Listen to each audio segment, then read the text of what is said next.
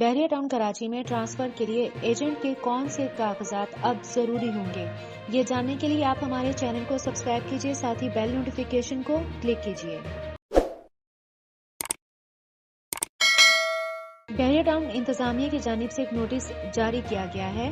Notice کے مطابق federal board of revenue کی جانب سے جاری کردہ letter number F number 55DD-DN-FBP 2021 تاریخ 25 نومبر 2021 نوٹس کے مطابق تمام پبلک اور پرائیویٹ بشمول بحریہ ٹاؤن کو پابند کر دیا گیا ہے کہ کسی بھی اسٹیٹ ایجنٹ کے ساتھ کاروباری معاملات طے نہ کیا جائیں جب تک وہ فیڈرل بورڈ آف ریونیو کے ساتھ رجسٹرڈ نہ ہو۔ لہٰذا ریئل اسٹیٹ کے نمائندگان کو انتظامیہ بحریہ ٹاؤن کی طرف سے مطلع کیا جاتا ہے کہ DN-FBP میں اپنا نام یا اپنی کمپنی کا نام رجسٹرڈ کروا کر رجسٹریشن سرٹیفکیٹ حاصل کریں۔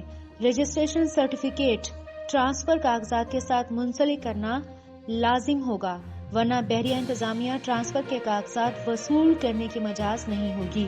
اس کا اطلاق 1 جنوری 2022 سے ہوگا۔